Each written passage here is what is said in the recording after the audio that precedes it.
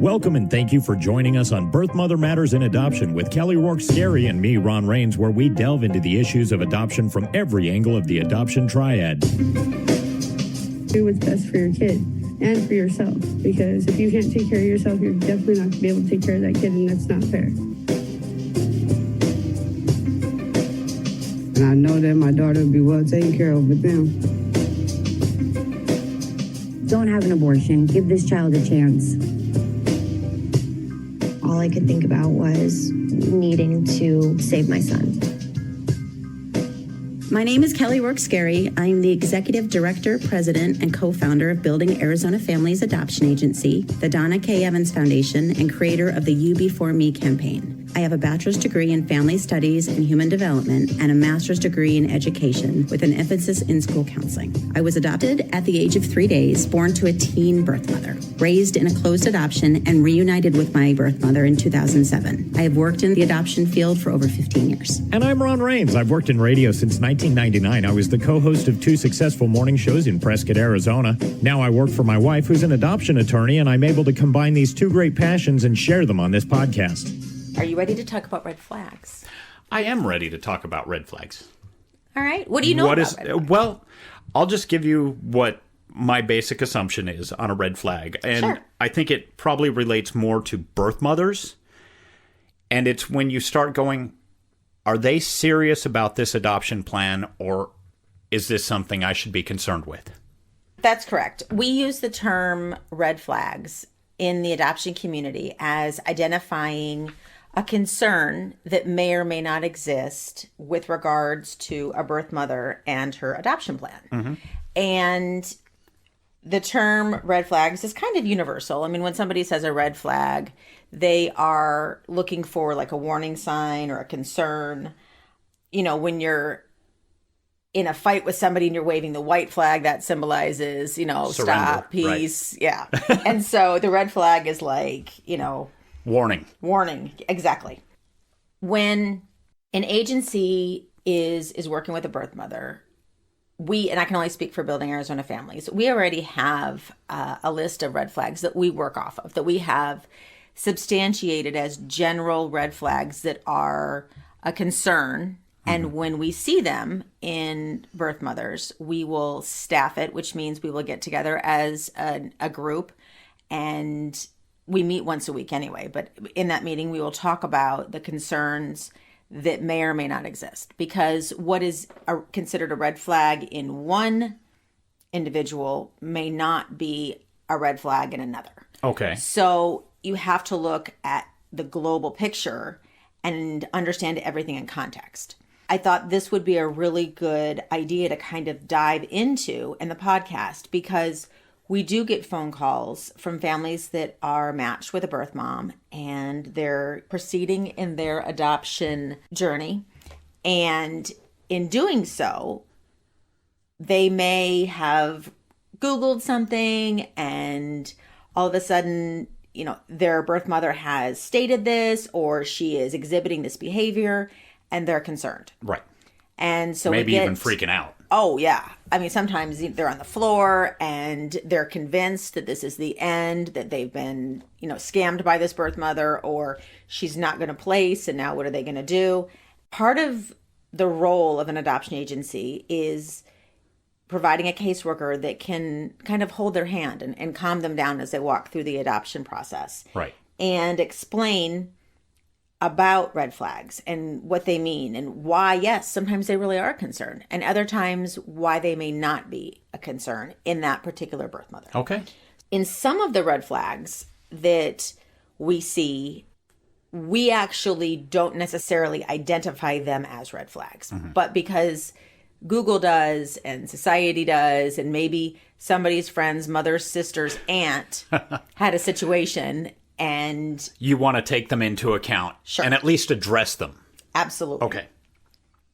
So one that we get, I would say the most often, is birth mothers not attending doctor's appointments. They will blow them off. This is my favorite, is when a birth mother will call and say, I can't go to the doctor, I'm sick. And I always say, well, that's normally when people go to the doctor, is when they're sick. Yeah, I'm too sick. I don't want to go to the doctor. So I find some humor in that because that's not, I mean, it's not funny, but ironic. But I get it. Yeah. How am I supposed to go to the hospital? I have a broken arm. I'm having a baby. I can't go to the hospital. Right. Yeah. There are reasons that birth mothers do not want to attend OBGYN appointments.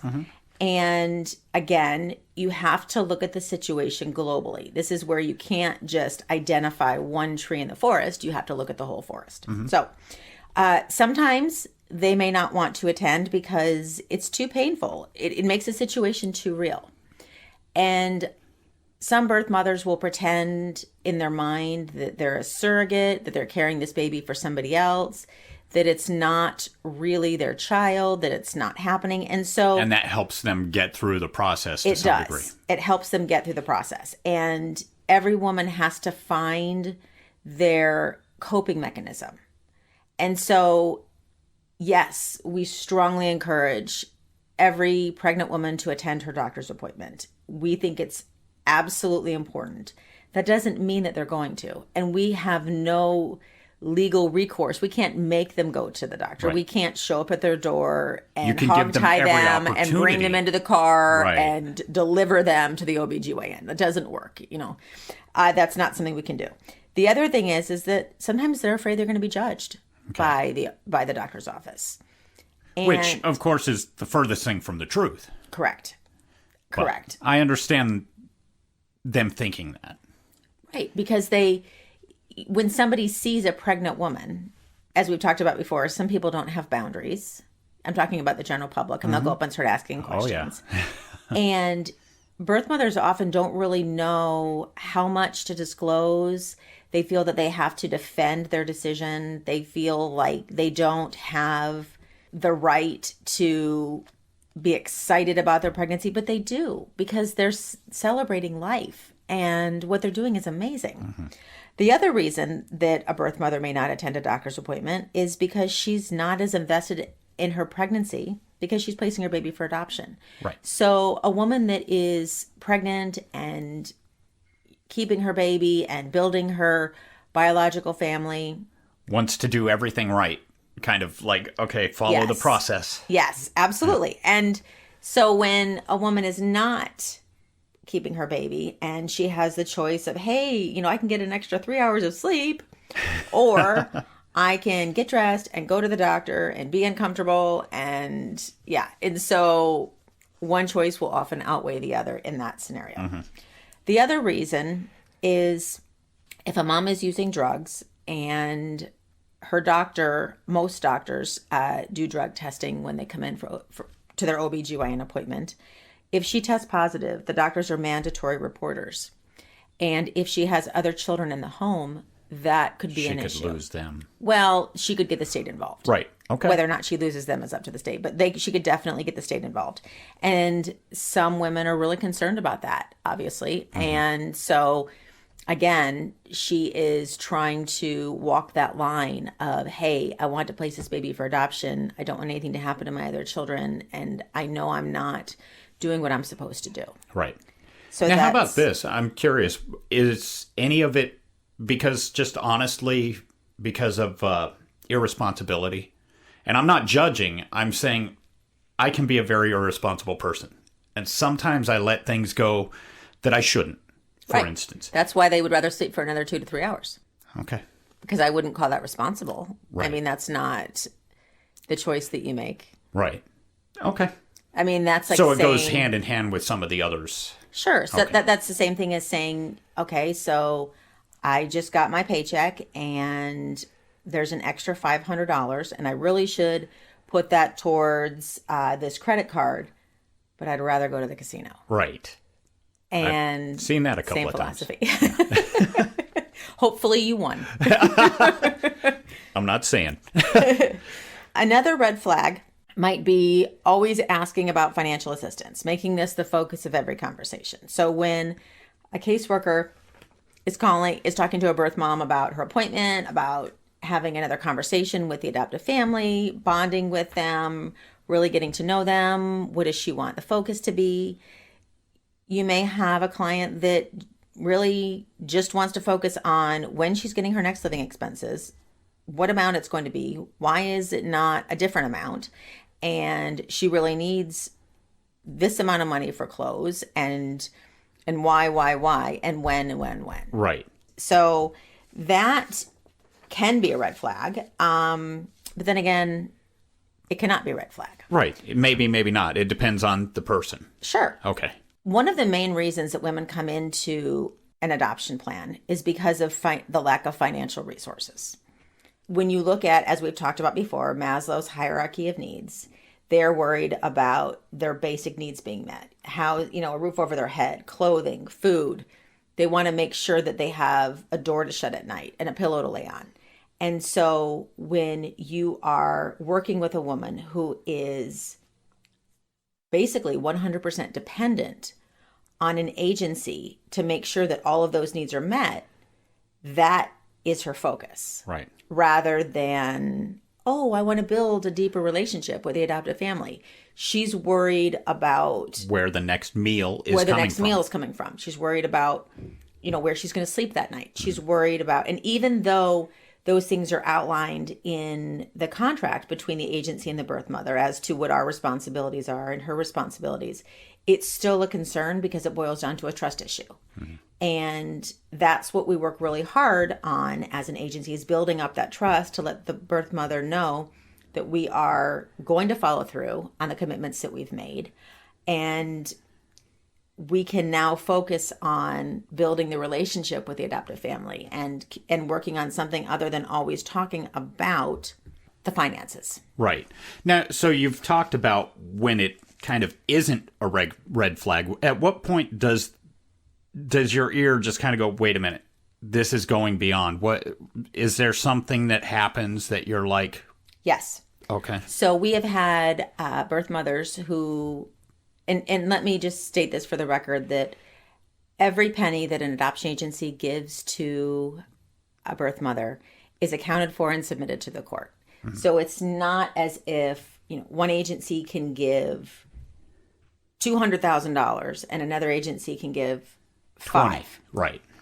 And so when you have a birth mother that is calling around to other agencies trying to see if they pay out more living expenses, because that is her 100% focus, and she's trying to play both ends against the middle, basically. Right, exactly. See that would where be a red she can flag. get the best, right, quote unquote, deal. So, yes. So if you have a birth mother that is in your agency and she is calling other agencies and trying to see where she can come up with the highest amount, that would be a red flag. Now, do the agencies communicate with each other when it comes to this? The state laws actually frown on that. And so there are very few ways that we can communicate. I would say that the adoption community is very small, and that weighs in our favor.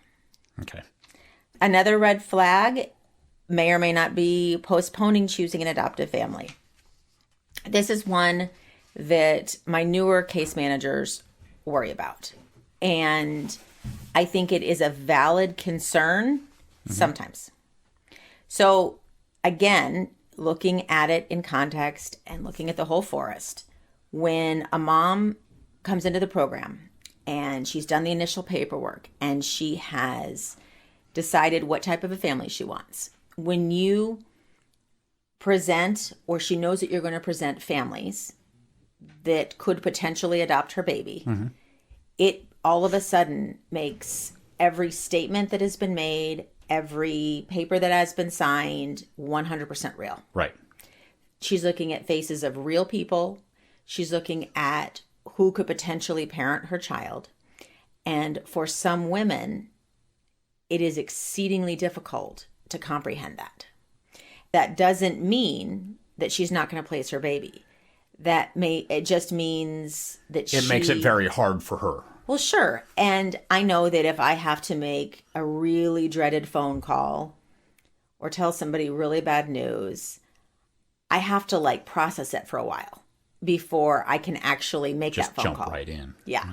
I'll pace around for a while and think, okay, so how do I get through this? How do I push through? What am I going to say if they ask this? Or you kind of go through it in your head, right? Yes.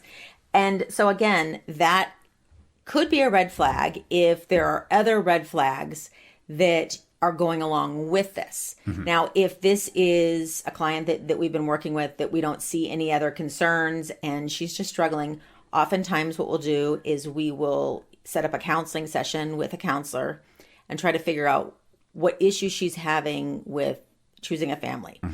Another way to go about it is if the caseworker hasn't been successful, with trying to reassure her and comfort her, if she has a relationship with the counselor, then that's something that they can do together and choose a family. Okay. If she's not ready truly to choose a family, then she's really not ready to be in an adoption program. The bottom line is that this is another step in a birth mother's adoption journey. And when you work with an adoption agency, we can start funding immediately. With an adoption attorney, you have to wait until they're matched with a family. Right. Because we are allowed by the law to assist a mother with her living expenses, that doesn't mean that we can continue to postpone when she's far enough along a match process. Again, that's something that as an agency, we may have to say if she just continually does not want to choose a family, maybe she needs to take a break from her adoption plan and come back when she's ready to proceed in that adoption plan.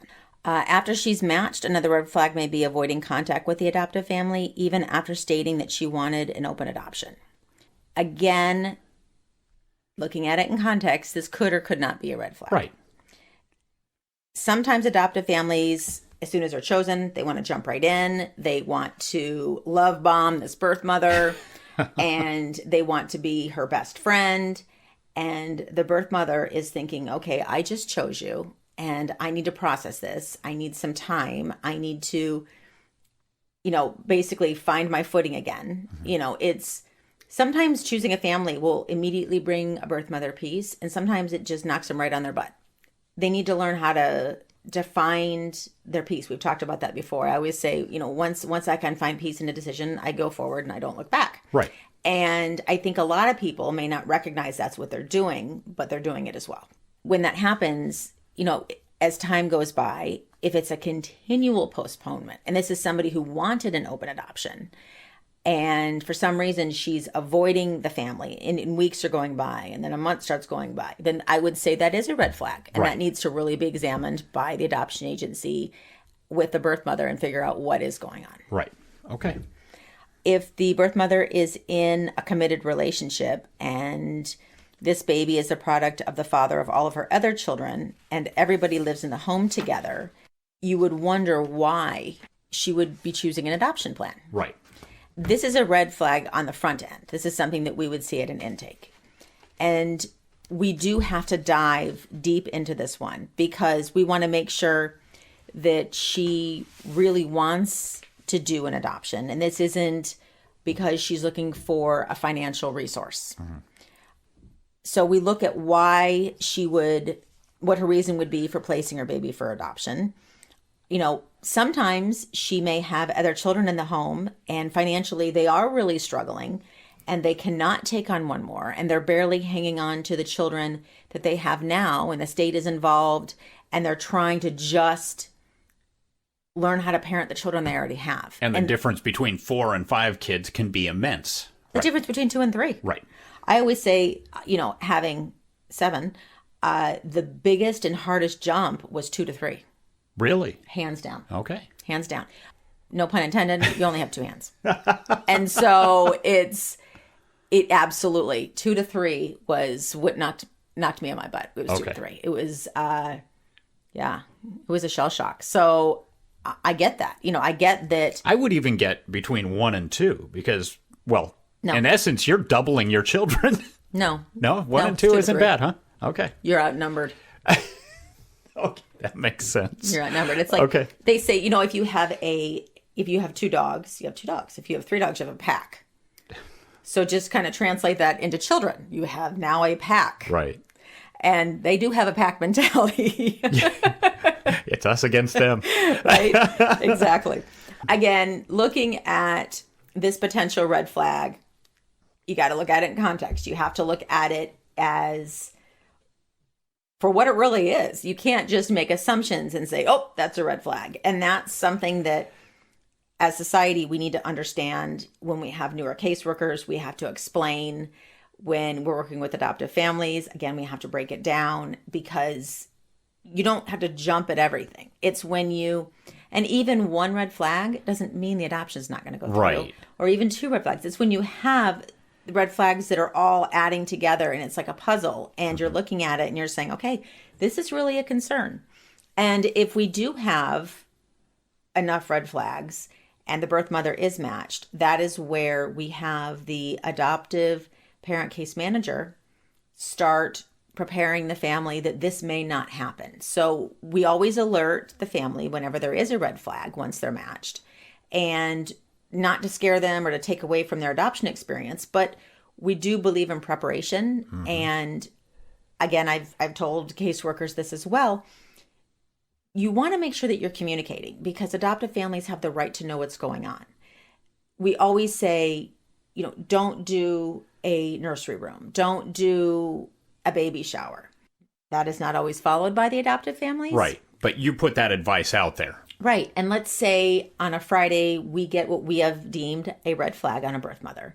And the caseworker is thinking, gosh, I don't want to ruin this family's weekend. I'd rather wait till Monday. And my statement is always, you don't know what's happening this weekend. You need to let them know as soon as possible. Right. What if they are planning on ordering a crib from Italy and they're going to put down $3,000? I've had this happen. $3,000. Really? Yes. $3,000 on this crib that is non-refundable. Wow. And you don't let them know of this red flag. Yet nobody wants to get blindsided by No. something that horrible. No. And that doesn't mean either to panic them. It's just, No. hey, we're on alert here. You Right. should know where you're at, where you stand. Of course. If it's like this. If you have a child and your child is in grade school and your child is not passing some tests, as a parent, you want to know. Right. Okay, so I can start preparing myself. That doesn't mean your child's going to fail that grade. It means that these are some issues. They need to be addressed, and you need to keep an eye on this. And that's really what red flags are. They're nothing more than pointing out a concern, addressing it, and keeping an eye on it to make sure it doesn't get worse. Just like I said, going through your child's grades. I can tell you that I have one that I have to check her grades every day online, and I really appreciate nowadays that I have it's that. available to do online. Right. So much of the stuff I when did I was younger, in school, right? My mom never knew. Yeah. Mine as well. And, if you got an F on a test, you could just drop it in the trash can. Yep. Nobody and sees that. figure I'll get an A on the next one. It'll average out to a C. We're good. Well, now that you can see online literally where they are everything. at on a I love daily it. basis. Yeah. I love it. I can't tell you how many times a day I check this one child's grades and send text messages saying, why is this assignment missing? Your phone's mine when you come home. So, though I have to give it back to her for school because I have to be able to harass her about her missing assignments and poor test scores Right. at school, just to make sure that we are doing the very best that we can. So, yes, I think that we really need to understand and process and accept red flags for what they are, not overreact and not underreact. And working closely with a case manager is the best thing an adoptive family can do. Maybe ask how frequently, you meet as a team. Again, our agency, we meet every week and discuss every case. And this is because we all want to be on the same page. I want the front desk receptionist to have the same knowledge and understanding that the case manager may have, because the front desk receptionist is sitting out there and the birth mother is often talking to, another client, and she hears a lot. And so she knows what to listen for, and she can, weigh in. As a team, I think you need to include everybody regardless of their title, because it takes a team to make a successful placement. It's not just one person. And that's where the red flags we can all together watch for them, deal with them, and assist the family in processing them. We have a pregnancy crisis hotline available 24/7 by phone or text at 623-695-4112, or you can call our toll-free number 1-800-340-9665. We can make an immediate appointment with you to get you to a safe place, provide food and clothing, and started on creating an Arizona adoption plan or give you more information. You can check out our blogs on our website at azpregnancyhelp.com. Thank you for joining us on Birth Mother Matters in Adoption, written and produced by Kelly Rourke-Scary and edited by me, Ron Rains. If you enjoy this podcast, rate and review us wherever you listen to podcasts. And as always, thanks to Grapes for letting us use their song I Don't Know as our theme song. Join us next time for Birth Mother Matters in Adoption. For Kelly Rourke-Scary, I'm Ron Rains, and we'll see you then.